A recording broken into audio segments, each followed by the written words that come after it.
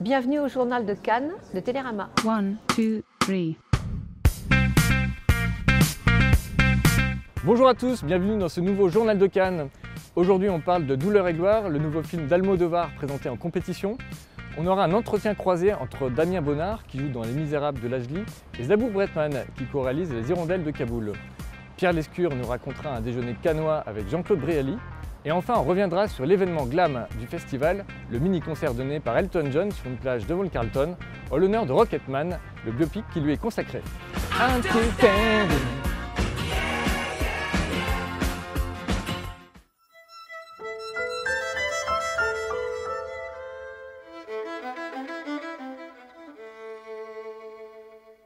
Dans Douleur et gloire, une fois n'est pas coutume, Pedro Almodovar nous convie à un film d'homme.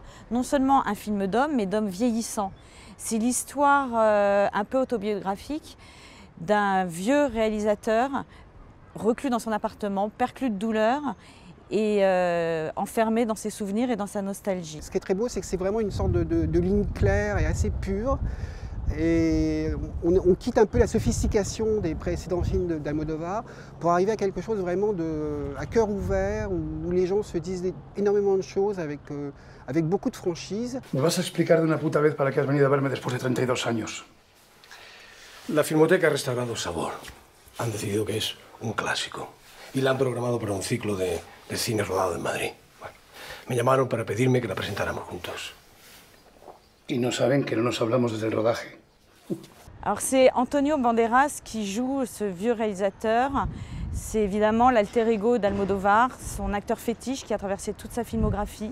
C'est d'autant plus émouvant de le voir dans ce rôle-là, dans ce film qui pourrait être pris un peu comme un film somme, le film de l'apaisement. Almodovar n'a jamais été très chanceux avec Cannes, il n'a jamais obtenu de Palme d'Or, alors que c'est un des plus grands cinéastes européens. Donc peut-être que là, il a une chance, en tout cas il fait partie des candidats plus que sérieux à la Palme d'Or. No has sido un buen hijo mío. No. No.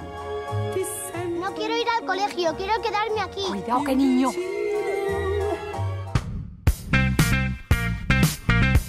Alors, à quoi sert le Festival de Cannes? C'est génial cette question. À quoi sert le Festival de Cannes? À partager avec le plus de monde possible ce qui nous semble être beau et ce qu'on a fait. Et du coup de savoir que ça va voyager partout. On est en France, où on a une immense chance d'avoir un endroit où on peut voir des films dont on se dit la vache, l'artiste, parce que c'est le cas, ils sont proposés comme artistes, l'artiste est libre et peut avoir une visibilité, parfois avec des films très pauvres, des petits films de rien du tout et qui tout à coup peuvent être vus et qui ont la possibilité d'être aimés. On a quand même ça en France. Bon là je peux être extrêmement chauvine quoi. Ouais, je trouve que c'est ça aussi le Festival de Cannes. Avoir 40 ans, bientôt 41, c'est avoir la gueule qu'on mérite, comme dirait Boris Vian. Être une actrice de plus de 50 ans, vous êtes super polie, j'ai bientôt 60. Je me rends compte aujourd'hui, mais en me disant, bon, ça doit être normal, j'ai pas tellement de rôles. Et puis on s'aperçoit qu'il y a plein de mecs de plus de 50 ans qui ont des rôles. Donc à part la belle-mère chieuse, donc il y a encore droit à des trucs je peux pas, moi, il y a des trucs que je peux pas tourner, c'est pas possible. Je dis non, ça c'est pas possible.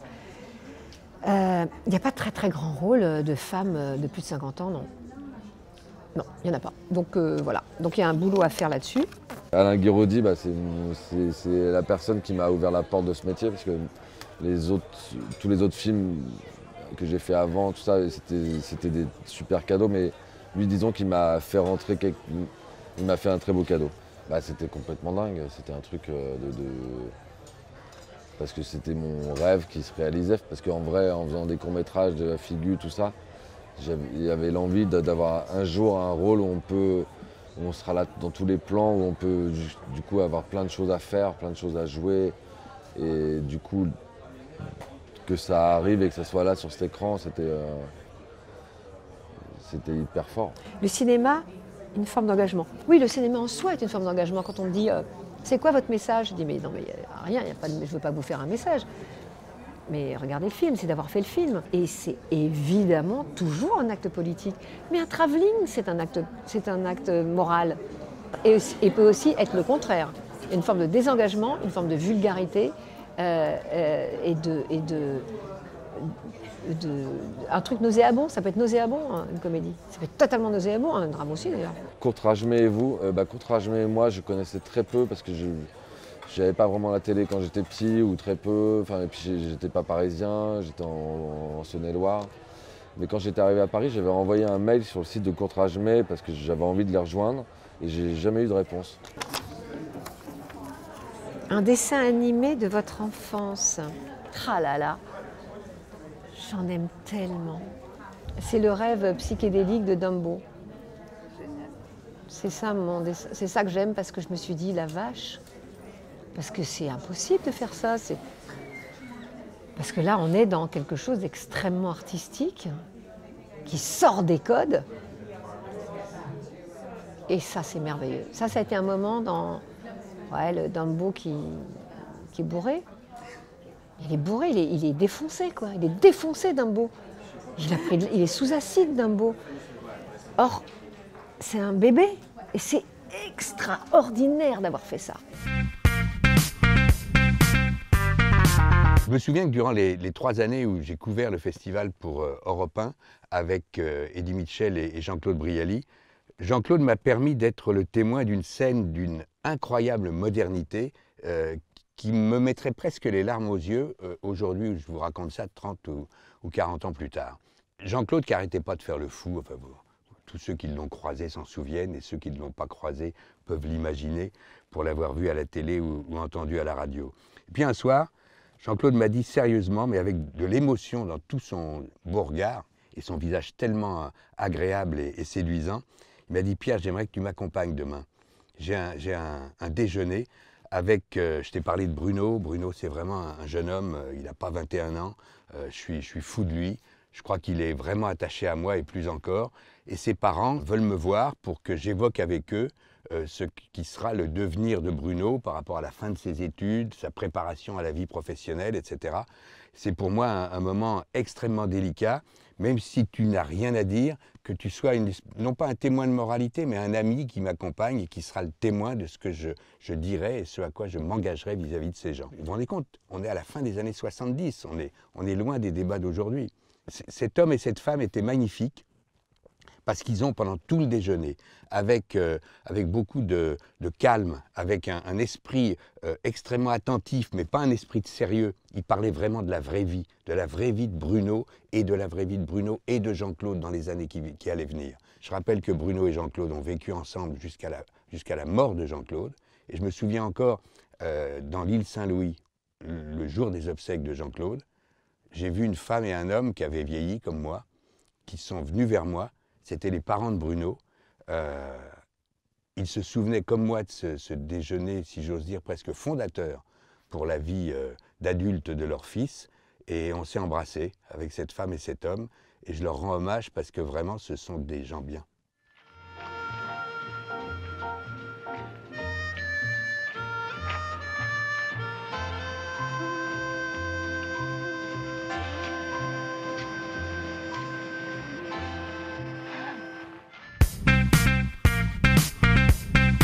Hier, l'événement sur la Croisette, c'était donc l'avenue d'Elton John et de ses lunettes roses à paillettes.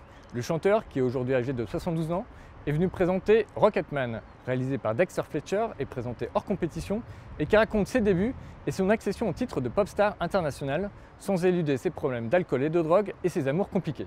À un moment du film, on voit le clip d'Am Still Standing, tourné en 1982 devant l'un des palaces de la Croisette, le Carlton.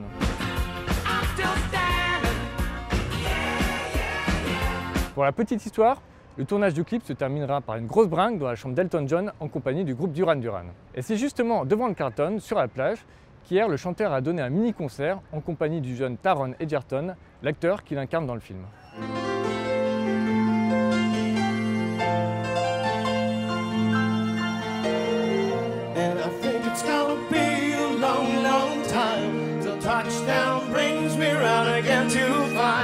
I'm not the man they think I am at home. Oh, no, no, no. I'm a rocket man.